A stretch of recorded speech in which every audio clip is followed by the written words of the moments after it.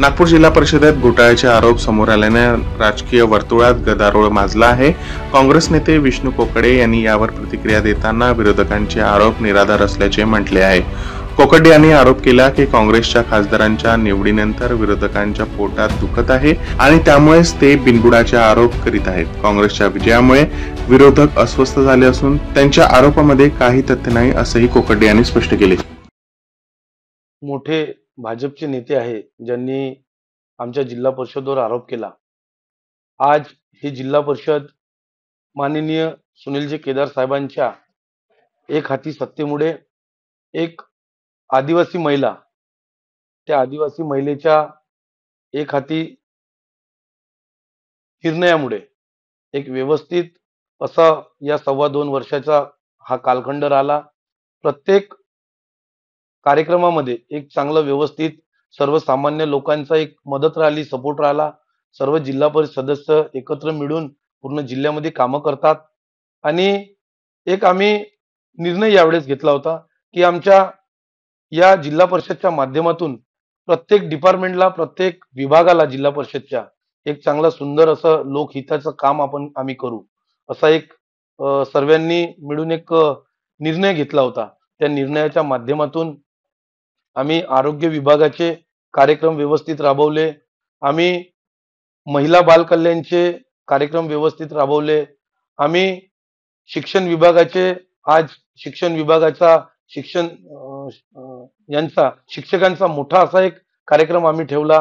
हे सर्व कार्यक्रमाचं एकत्रितकरण जर केलं आपण तर आम्ही सर्व या ग्रामीण भागातल्या जिल्हा परिषदचा एक चांगला असा आम्हाला निर्णय जो जनतेने दिला तो आमचा खासदार निवडून आला। भारतीय जनता पार्टीतल्या लोकांना आमचा काँग्रेसचा खासदार निवडून आला म्हणून पोटात दुखणं आहे, म्हणून कदाचित हे सर्व आरोप ते जिल्हा परिषदवर करत आहेत। बाकी याच्यामध्ये कुठल्याच काही गोष्टीमध्ये आम्हाला तथ्य दिसत नाही। कुठल्याही कमिशनच्या आम्ही सपोर्ट करत नाही किंवा कुठल्याही कॉन्ट्रॅक्टदाराचा आम्ही जिल्हा परिषद सपोर्ट करत नाही, कारण जी निविदा असते ती निविदा महाराष्ट्र शासनाच्या निर्णयानुसार सोसायटी, तुमच्या ग्रामपंचायत आणि सुबे असं असतात। आता उपायुक्ताच्या ज्या पत्रानुसार CDPO आणि संबंधित महिला बाल कल्याणचे जे अधिकारी आहे त्यांनी आपल्या त्या निर्णयामध्ये तो निर्णय घेतला।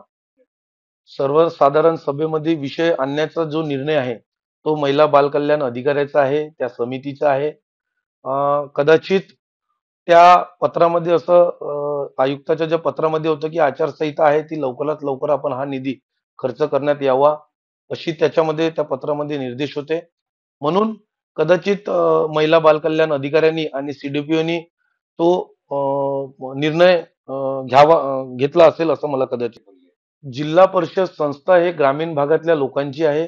ग्रामीण भागातल्या लोकांचं काम करते वेळी प्रत्येक जिल्हा परिषदच्या अध्यक्षाला तो अधिकार आहे की कुठले कुठले डिपार्टमेंटचे कुठले कुठले कामं बाकी आहे, कुठले कुठले निधी बॅलन्स आहे ते विचारण्याचा पूर्ण अधिकार आहे।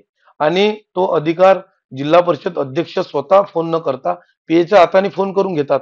पण आमचे जे ज्येष्ठ बंधू आहे, ज्या बंधूंनी जिल्हा परिषद अध्यक्षावर आणि जिल्हा परिषदवर जो आरोप केला आहे त्यांना हेही समजायला पाहिजे की लाखो रुपयाची निधी एक PAच्या म्हणण्यानुसार कुठलाही अधिकारी ट्रान्सफर। मांग टीका कपाळाचा मान, झुमके कानाची शान, कंगन हाताची गरिमा आणि हार गळ्याचा गौरव। या नवरात्री देवी रूपी नारीला द्या लोंदे ज्वेलर्सच्या मर्मबंध कलेक्शन मधून एक अनमोल उपहार। लोंदे ज्वेलर्स, मोदी नंबर 2, सीतावर्डी आणि बाजार रोड, गोकुळपेठ।